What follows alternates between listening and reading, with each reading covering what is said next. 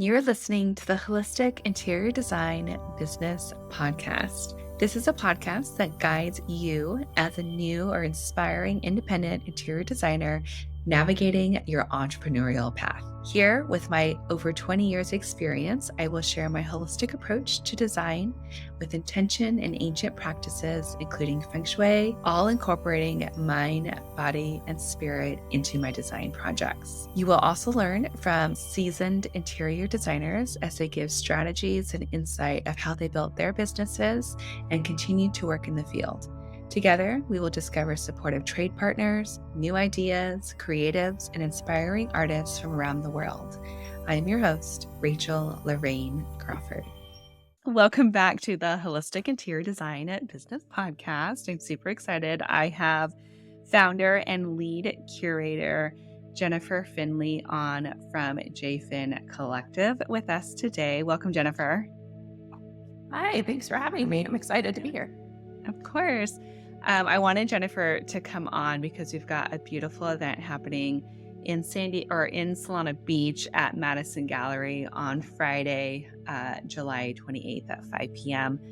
We're doing a beautiful gallery talk, and we'll get into that a bit more. But I really wanted you all to meet Jennifer, so you had some background, and then you can also get super excited to meet her live and in person. But before we get started, I am going to light a candle for us just to kind of get us grounded, get us centered. I know I am kind of all over. I feel like I've just been running around and all over the place. So I'm a bit scattered. So connecting us with our grounding energy. Feelings mutual. Yes. Usually on Tuesdays, I do all my recordings and I stay home and I'm just like anchored. Today I've been out running around, meeting with clients, and then I ran home, made my kids lunch, and then I'm like, so I'm a bit everywhere. Okay. So I'm like, okay, let's get here. And then I'm going to pull a crystal card. So just kind of see what crystal energy we have today that might bless our space. Kunzai. This is love, divine connection, and creativity. It's a beautiful heart chakra stone.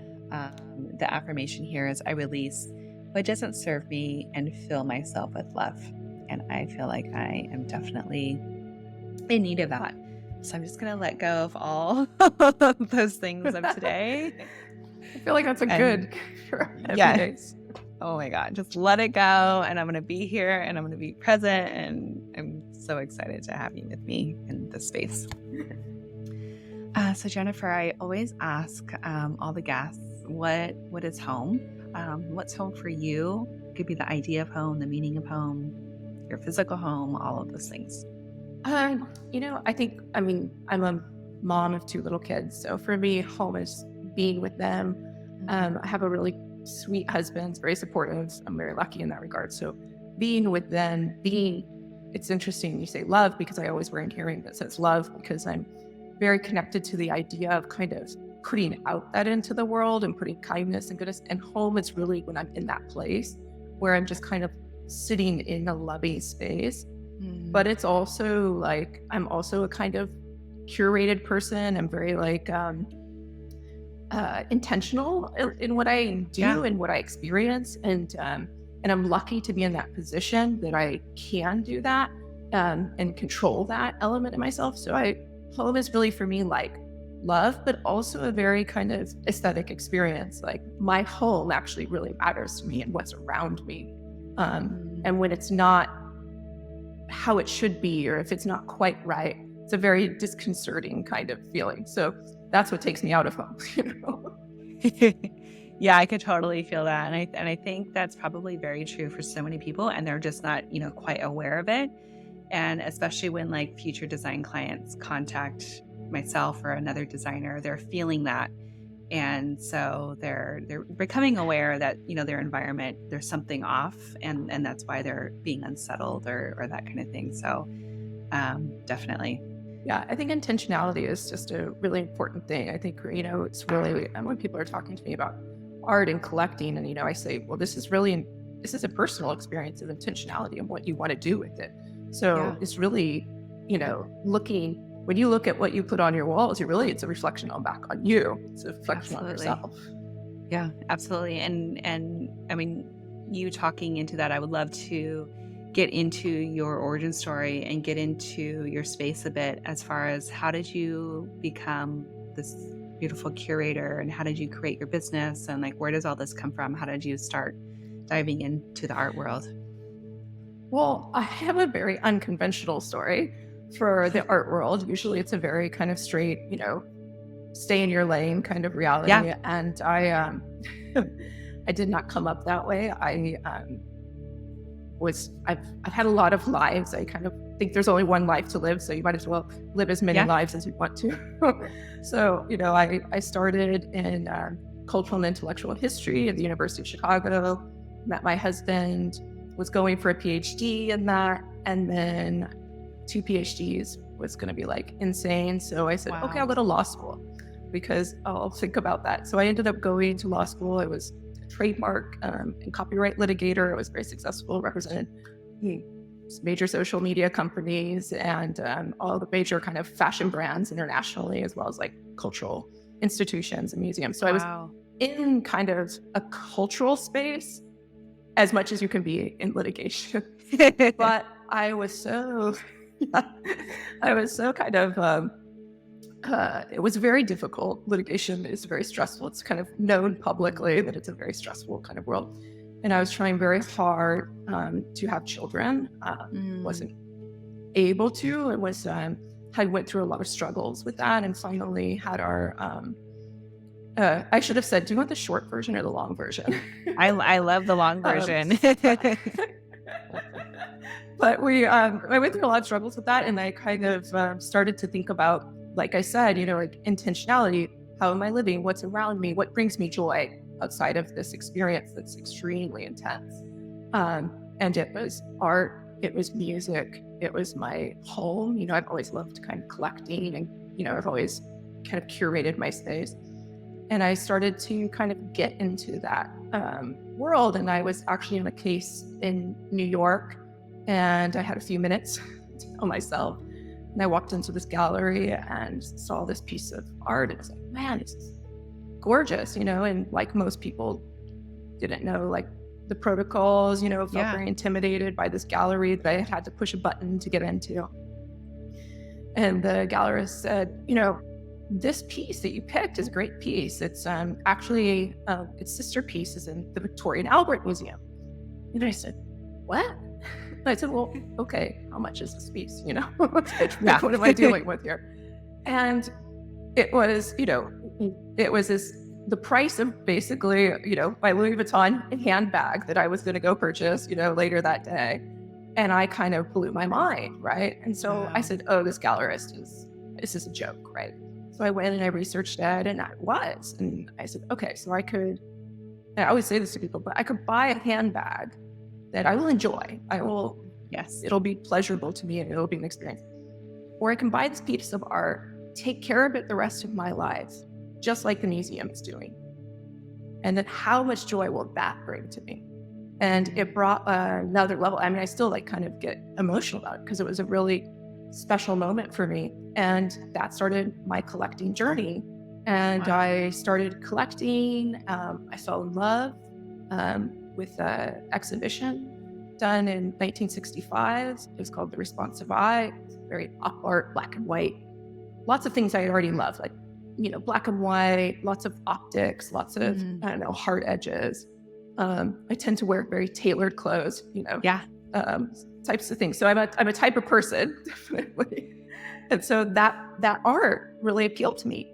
And so it became my hobby when I wasn't litigating, finding these pieces, seeing if I could get them on auction. I didn't have endless funds. So I was trying to see, these were pieces that kind of were on the periphery. I mean, now actually a lot of these pieces have become in the last 6 years, kind of op art's kind of blown up in a different way. But that time it was very much on the periphery. So I could get these pieces. And I became kind of known for this kind of being this quirky collector. And I had other collectors reach out to me and be like, how did you get that piece? Where did you find it? Oh my gosh. So I started helping them as friends. This was just an experience. And it was my joy. And so then I went through this kind of struggle, and we tried to have a baby. And I ended up having to have a carrier. I wasn't able to carry. At least I had been medically diagnosed as not being able to carry. Wait for it. There's a twist. And I said, okay, I was having to travel to I said, I can't do litigation anymore. It's too stressful for me. And I made this kind of tough choice that I was going to walk away from it, and I was going to experience my passions. It had been physically very tough on me, and I enjoyed it. I enjoyed certain elements of it, very kind of exciting, but it wasn't healthy for me at that time. It might, never know. But at that time, it was really not healthy for me. So I said, okay, I'm going to focus on this little baby, this surrogate, carrying this situation. And then I started to get really sick. And my baby was about to be born, Margot. And I went into the doctor, and it was 3 weeks before I thought it was going to be born. Went into the doctor, and he said, oh, no, you're not sick. Like I'd had like kind of like a little cancer scare earlier. Anyways, long story. Okay. But he said, you're not sick. You have a peanut in there. You have a baby in there. And she's 3 months, And so I was like, oh my God. And I couldn't believe it. Like, right. It was like, we walked out of there just stunned. We were just like, no, what is going on? So, I have 2 daughters, Poppy shouldn't be here. She's a miracle, and all through COVID and all that came, but she struggled. Pregnancy was really hard, but here she is 6 months later. So I have 2 girls, exactly 6 months apart. And in that process of that was so like kind of mind-blowing, situation. I decided, hey, I'm going to pursue my passions. If this kind of, I guess if some like miracles can happen in the world or some sort of like extraordinary experiences, like maybe that can go further than just kind of this one aspect. So and luck, I mean, I have been very blessed that it has, and I've been able to kind of move forward with it as an actual business and have developed a reputation as having like a really good eye and able to get very unique things for unique clients. Absolutely insane. I love it. So you're in Chicago. Was all this going on there, or when did you move to San Diego or La Jolla? No, we moved actually to Atlanta. We were actually in Atlanta. So my husband and I met in Chicago, and then we went down. I went to law school in Atlanta, and he's like old, Southern family, has been there forever. And when we went through this situation with my mom, I didn't even talk about that. My mom had moved down here to Atlanta, and she got ill. And we said, hey, move back to San Diego. I'm originally from San Diego. Okay. And so we sent her back, and then we said, we're going to follow you. So we ended up, if we can find the right house, we said, we'll follow. And we ended up during the pandemic finding a house and renovating it via Zoom. So that's a whole nother story here in San Diego. Yeah. With 2 little ones. It was special. Amazing. And how old are the girls now? They're 3 and 2.5. So, Yeah. They're actually a lot of fun, but a lot of work. Yeah, of course. So you were able to create these beautiful babies, a new home, and this business sort of all in the same time frame. Yeah. Yeah. That's basically it. I mean, it's kind of one thing I did learn as a lawyer is that there's always kind of more time in the day than you think there is. There's always more space than in your life than you thought there were. I've learned since that there's a right time to say no. I've learned really that well. I did not learn that in litigation. I should have, but. It's always my recommendation to anyone who does law, Yeah, so. absolutely. But, it's like they say, I mean, everything's figured out except life, right? We have to figure that out. I think Sartre said something like that. Absolutely. And so you're curating art for your clients, and do you also do this for designers and for their clients as well? Yeah, I work a lot. Well, more and more with designers. I started, like I said, I started very much in an individualistic kind of private, very old collectors, kind Okay. of families of families collecting, and then through that developed a little more of a reputation. Started putting myself out there a little more publicly. This was very like a very private kind of experience Mm, of very select clients. yeah. And as I did that, I started to engage with designers who were looking for that next level, right? Got it. They did wanted to think two aspects for their clients, right? One, how do I have really fantastic art that is going to wow these, clients? And then two, how can my clients have this kind of as a kind of part of an investment portfolio and Yeah. diversify their investment? So the art that was going to continue to have value. And that's kind of my specialty because I focus a lot on historic pieces that have kind of proved themselves in the world. Let me put it that way. Got it. Got it. Cool. Yeah, I think this is one aspect that maybe a lot of designers don't even know exists. And I think it's so important. And like what you said, it's like really elevating the service that the designer has to offer. And also when you're getting into this extremely high-end residential client design projects, you need art that's going to reflect everything else that's going in the home. We're speccing out these beautiful custom made light fixtures and furniture. And, Right. we're having applications and finishes and things put on these walls that are custom. And then, a lot of these designers don't know, like, where do I go to get art that's going to be Yeah. at that range and be at that level. So that's why I really wanted them to connect with you and understand that this is something that they can bring as a service to their clientele. And you can work with designers from all over, right? You don't just work Yeah, I locally. mean, actually, it's only recently I work more with Southern California. Obviously, I've only moved here, I had 2 years ago. So most of my Yeah. clients, I mean, except of a couple of clients I'd had previously in LA and San Francisco, but most of my clients had been on the East Coast in Europe. Actually, majority are in Europe. Wow. So I also kind of wanted. It's true, like it's absolutely true that designers can elevate, their work and what they're doing by bringing in like very high end art.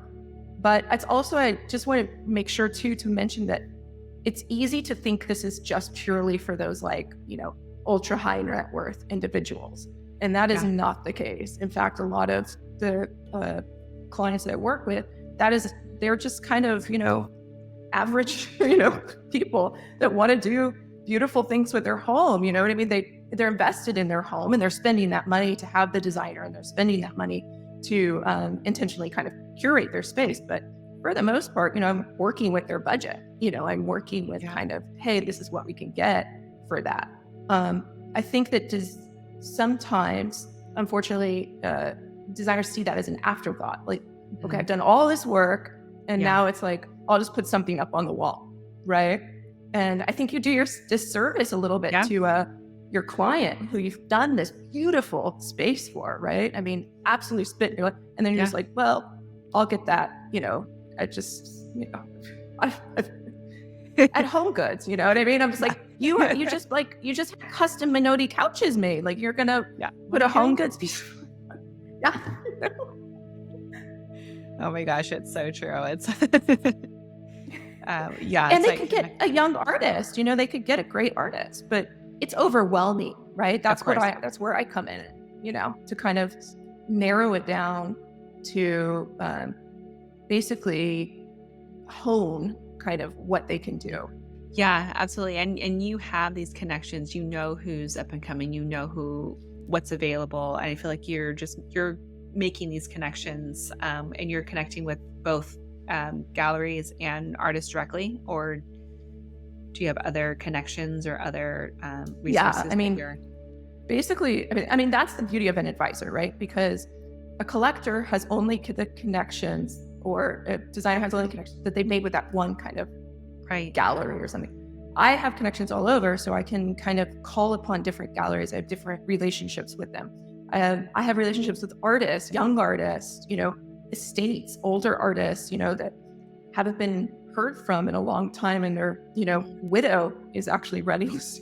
I have these abilities. And one of the things that is unfortunate is that the art world does tend to be very, it can do itself a disservice by pushing away people and making itself seem very, snobby. So I think that having someone like me who's not intimidated by that, who doesn't really care, and it doesn't make their client feel kind of like, well, I'm special. You should like me too. Yeah. I can give them that feeling without them having to be told by a gallery like, well, what have you bought in the past? And have you been donated to museums lately? And that when you are talking about that kind of ultra high kind of experience, that is very much the reality. And so that's what I can bring to the designer that they don't always have access to. Yeah, I mean, you're speaking another language, right? You're speaking a language that you can connect with. It's almost like you're becoming this portal of these two worlds and being able to so that we have access to this space that we don't even know exists a lot of the time. Right. And I think I know you're super active in the art world, but I think that there's, there really is this kind of, I think, there has been traditionally, I've talked about this with designers, that they're uncomfortable with it. Yeah. And also they haven't quite made the bridge to the value of it for their client. Mm-hmm. But now clients, they're in the position that clients, because the art world has opened up so democratically and has so much access, so many of their friends are collecting. So now clients are starting to push a lot of designers to be like, I need art that matches this. And that's been a big change, I think, that's been started since kind of I've started this, but I think previous generations of designers were a little bit like, I'm not sure how this works. Mm-hmm. Yeah, absolutely. I mean, I talk to designers all the time, and and part of my sort of mission with this holistic design process is to support artists, to support people that are creating original art, because we're all in it together, and there's just so much subliminal messaging with art and the connection we have with artists, and just what's the energy that's going into these pieces, and to be able to bring this to another level to our clients and really support them and support the people that are in our community, to me is huge. So I'm always, and that's why I'm so active. I'm just trying to be in these spaces, see what's out there, meet these artists, because I know that other designers are going to come to me, or they might be like, hey, I'm looking for something in particular. I can be like, this is who you want to connect with. And I think that, I think for me too, that's something that's very important to me. It's always been very important to me. I'm a little bit of a Luddite, in some ways, where I don't really like the machine world happening, Yeah. So I love the idea of the hand, right? To me, it's very important that the hand has touched a human. Yes. Even if it's a multiple, people don't understand, these lithographs. Some of these artists are, they're doing it themselves. They're not, especially at kind of a special level that we're talking about, where there's a more fine aspect to it. The hand has touched it, and there's there's a term. The piece contains an aura. Its aura exists. And when you're around real art and you're around something like it, you feel it because it touches you. It's something beyond the piece. The artist dies, and the art lives on, and it's part of them, part of their experience. Mm-hmm. Oh my gosh, I love that you mentioned that. That's so true. There's something in there that's just encoded in that piece that you're right. It lives on, and it keeps going. And to be able to feel that. And I think incredible. That's such a shame too for designers, that they've found these, unique pieces for their clients. And then you're going to put something on the wall that doesn't honor what you've done. It doesn't dialogue with it. It doesn't have any conversation with it. And that seems such a shame. And it makes sense to me, though. I mean, this world that I exist in is very intimidating. It's very, they're very off-putting. I get a lot of people that don't know me, and then they'll start to call their friends and be like, oh, okay, maybe I should deal with her after all. But I'll walk into a gallery and they'll say, oh, I'm sorry, what? I'm sorry. Did you need the price list? Oh, a price list? Okay. And so, I'm just like, give me the price list. It's a transaction ultimately. You know what I mean? Totally, So, totally. the lawyer in me comes out of those aspects, What's so funny is I feel like my world has really been connecting with all these beautiful female ex-lawyers and some that are lawyers still. Just like in my clients, in my friends, I'm like, what is happening? I think there is just this calling that maybe I need to like step into this stronger, like, dominant space. Like, we surround ourselves by what we need. And I just love that. I know you told me this a while ago and I totally forgot about it, but now that you mentioned it again, I'm like, oh my gosh, yes.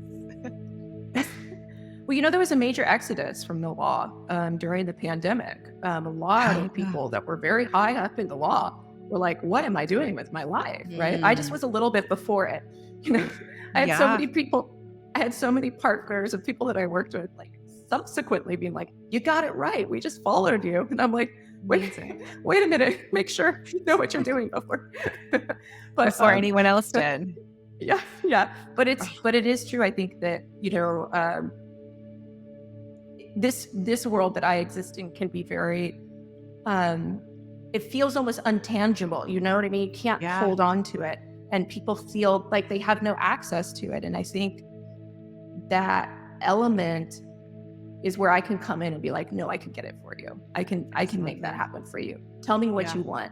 Let's figure you out. Let's go to lunch and let me see what you ordered. And then I can tell you something about yourself in that. Amazing. Yeah. I mean, you're so right on with that. You're our best friend into the art world. And I love that you get to be on our team. Yeah. I'm the one that can get you the first access without you having to have spent those $6 million to get it. Yes. Amazing. Do you have any little tips or things that you can tell a designer if they are entering in this world and they're trying to discover, new artists or trying to tiptoe dip their toes in the water here? I mean, one thing I will say is, it depends on kind of your level and your budget. If you have the budget to have an art advisor come in, and you're willing to give up a little bit percentage of that to kind of for your clients, I think there's a lot of great art advisors here in San Diego. I mean, I can give tons of shout outs to my fellow Ingrid Westlake, Erin Page. I'm okay. I'm not, I always tell us like, we all succeed if the artwork world succeeds. Yes. But use those advisors because it's really a small percentage for the quality that you're getting and the access that you're getting and honing, because it's a shame for a client to be investing money into something that maybe they will never get back if they wanted to sell it or they wanted to. And I that's part of what I do. I do admit that art is a transaction and there's an investment level to it, which is also a faux pas in the art world. We should not say that. But I think, it's real estate. They would say the same thing. So I think like any kind of thing that you value that you're putting monetary aspect into, use an advisor, right? I mean, you would, if you were investing your money, you would use an advisor. If you want to have beautiful furniture, you use a designer. So I think using us is a really great way. But if you're at that place where you're like, I can't quite afford, or I can't quite be to, at that aspect where I can split, that's also good. Try and find local artists. This is my big recommendation. Go local. At least, at least you're going to, in that aspect, support your community, and you have a beautiful reality. And there's great galleries here in San Diego. I mean, really top notch. I mean, Quint, Madison, Oolong, which is a new gallery, Bread and Salt. I mean, they're great. Absolutely. And segueing into that, we've got our event on Friday, which is the 28th. Can you give us a little bit of a teaser? We're going to have a panel. We've got you up there. We've got Lorna York, the founder of Madison, and Rebecca. Can you give us a little bit of, what we can expect coming into that event? Yeah. So, I mean, I think what I'd like to do is kind of give you guys some tips and, Yeah. tricks in entering, Yeah. the art world. And if you, are going into a gallery or you are going into fairs, how to kind of approach it and broach it. I think that's the big thing that I want that anyone who comes to that to be able to walk away and feel that they're confident going into any kind of level gallery and knowing kind of the process of how it works. Also kind of the tips in helping your client. What do you need to ask of the gallery if you're buying something, or what do you need to ask of the artist?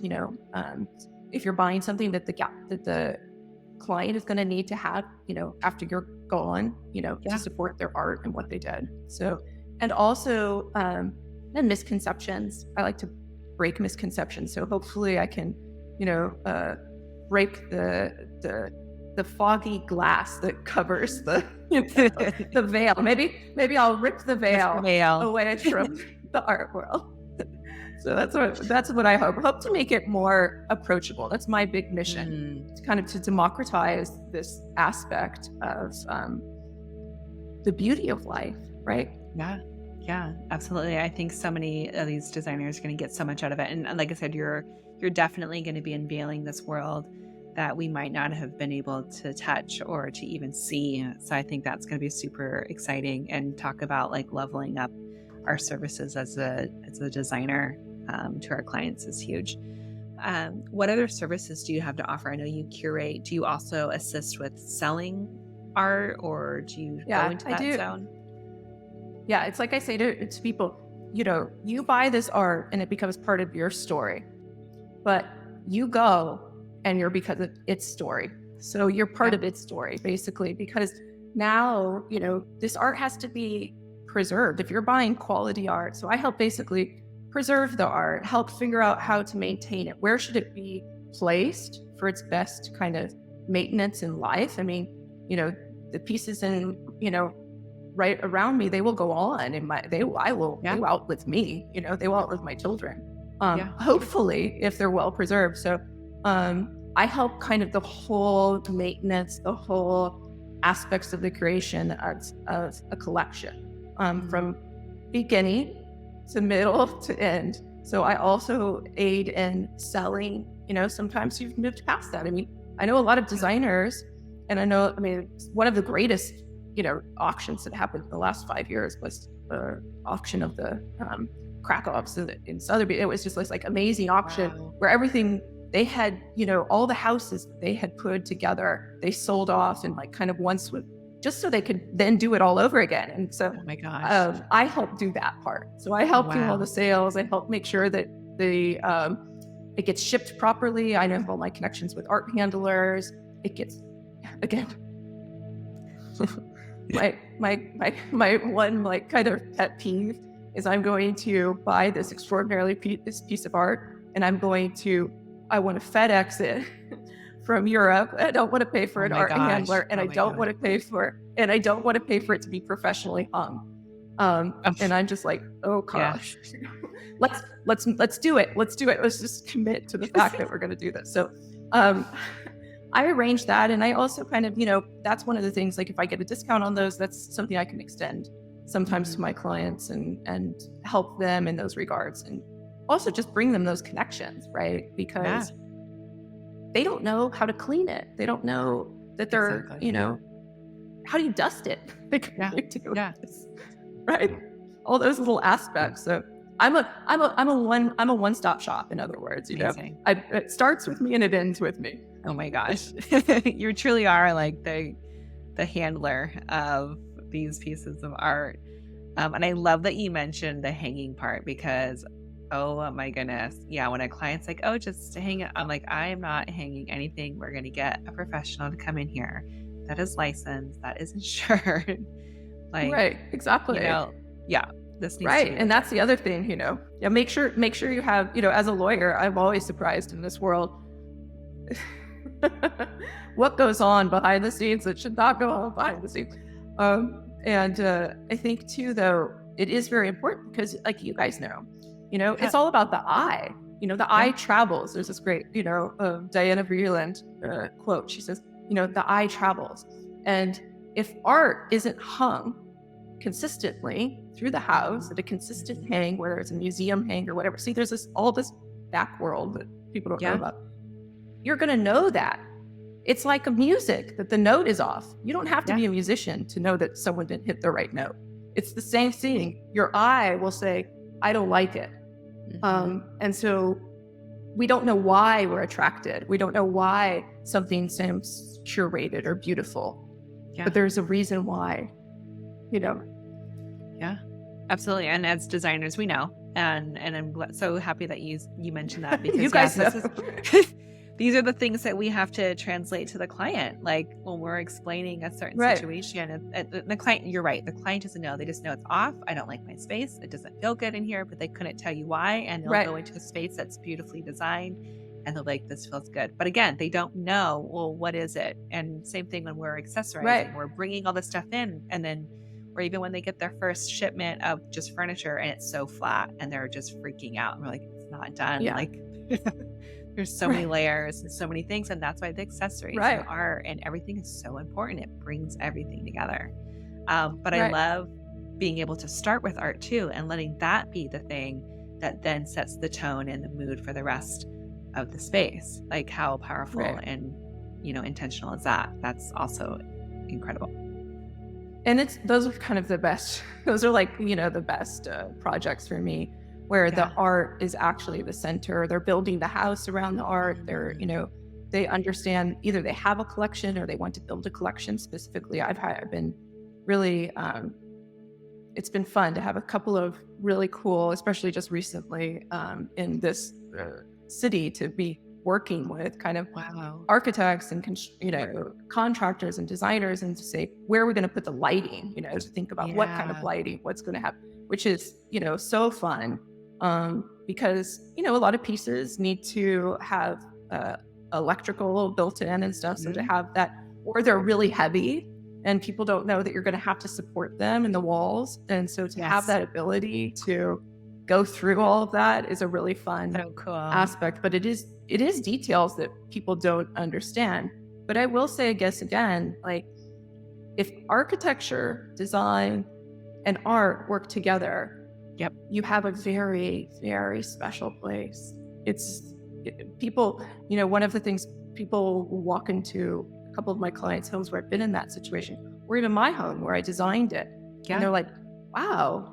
Like, and I said, the architecture, we basically created this house surrounding the art. And so the lighting, the walls, the finishes, the color of the white, that's so specific that I don't tell anyone. It's my secret white. That makes the walls pop, makes the art pop. And Disney, anyways, I can't tell you my secret white, but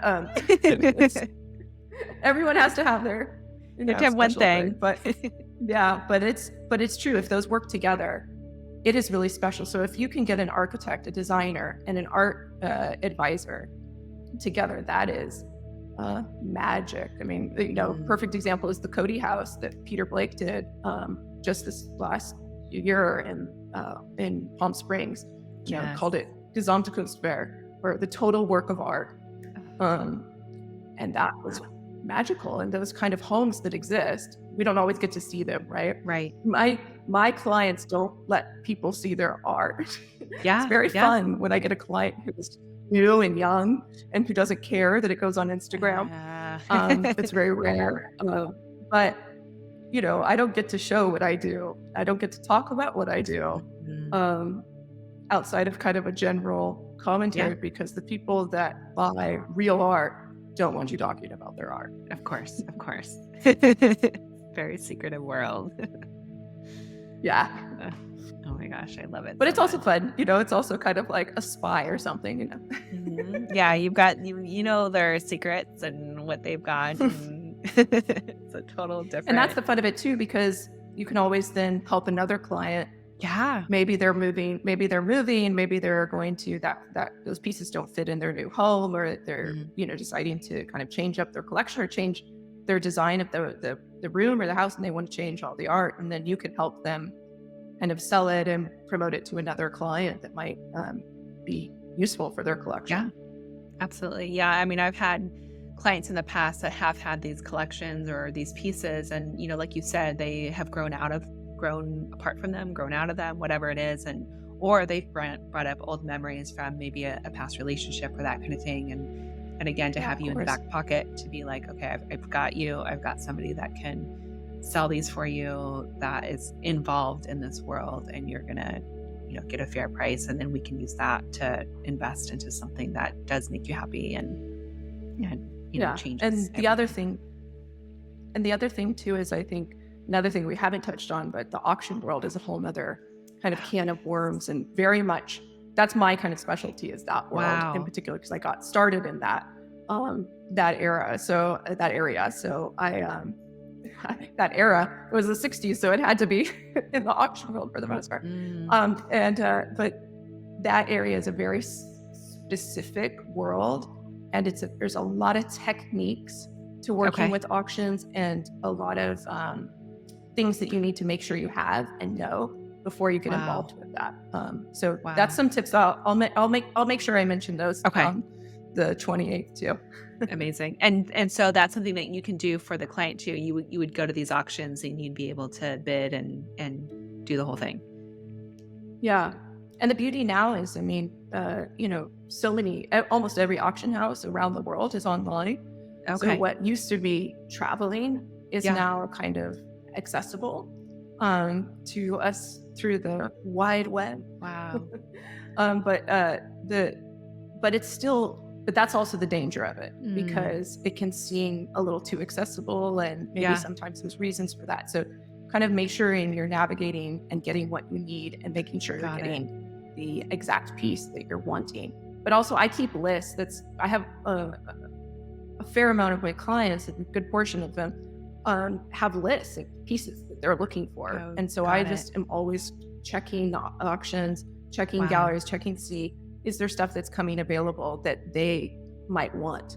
So that's kind of one of my major time consumers, is just making sure I'm not missing a piece that they've requested and that's coming up for auction. Oh my gosh, that's so insanely awesome. I can probably talk to you all day about like this whole secret world of art and how to like deal with it and how to acquire it and what do you do, and it is definitely like spy movie. Here, which is so rad. Because there's always a secret. The other thing that people don't know is, you go to the art fairs and there's the thing that's shown to the public. There's a thing that's shown at artsy, but then there's always the secret closet that's for the real collectors, and those are the special things that you won't get access to unless you have an advisor or your best friend that's a museum curator. That might be the other one. Amazing. Oh my gosh. Okay. I'm so excited. I'm like pumped up. I can't wait to talk to you more about all of this on Friday, because this is going to be fantastic. So if you're in San Diego, make sure that you're signed up for the event on the 28th at Madison Gallery in Solana Beach. And if not, you can always connect with Jennifer on your own, get her on your team. Jennifer, how can these designers find you? What's the best way to connect with you? You can look me up on my website, www.jfincollective.com, or Instagram's also a great way. It's JFiN _ collective. So that's my handle. And that's probably DMing me is always the best, but cool. If you DM me, I'll give you my private number. Got it. Awesome. Amazing. Okay. So you need to connect with Jennifer. Do you have any other events or things that are happening that you're super excited about that you want us to know? There's always fun things happening, but they're not always things that are public. Oh, right. Of course. But there's fairs coming up, and there's fun, exciting things for me and new collections that I'm putting together. I am doing some more public collections, and then I'm working with some real estate agents that are doing developing homes that are based on, they're called art houses. So those are kind of fun. So I'd actually get to see those on Instagram. Okay, cool. So we need to definitely follow you so that we can see all the secret behind the scenes stuff that we don't have access to.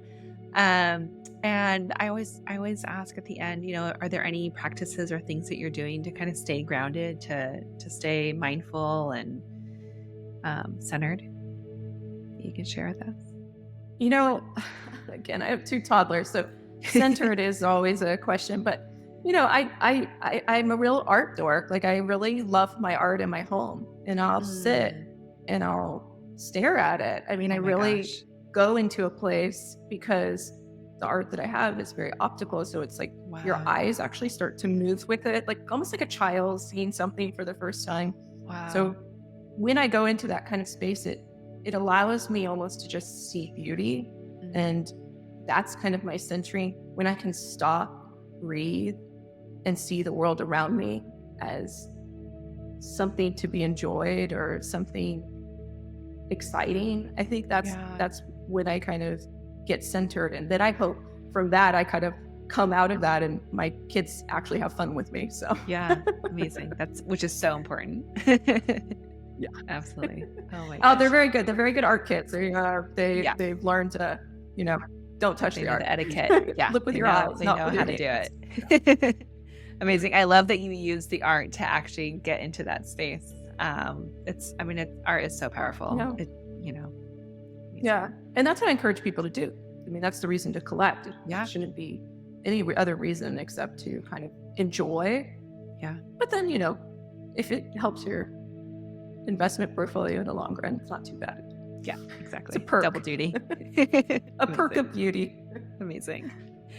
Oh my goodness. Thank you, Jennifer, so much for coming on and sharing all your wisdom you. and giving us a peek into this art world. And I'm super excited for our event. And yeah, I just know everyone's going to be excited to meet you. And this is fantastic. I appreciate it. Well, me too. Thank you so much. I'm really excited too. And I'm excited too. And I think this will be a lot of fun. And, I always get a kick out of talking to you. So that makes it good. Of course. So thanks for having me. I really appreciate it. Of course. You've been listening to the Holistic Interior Design Business podcast. If it's one that you have been enjoying, please share with anyone else that you think can benefit from this knowledge, and leave us a 5-star review that helps us get seen and found by other new and aspiring interior designers. And if you're looking for mentorship, I invite you to join our club here at the Design Coven. It's a bridge between school and real life interior design. We get in much deeper there. We have virtual and in-person events, so everyone is welcome. You don't need to have a design degree to be part of it, just an interest in holistic interior design. I also want to thank our editor, Marcy Ferry, and Kinseth Thibodeau, who is our music composer. Until next time, be well, and we will see each other soon.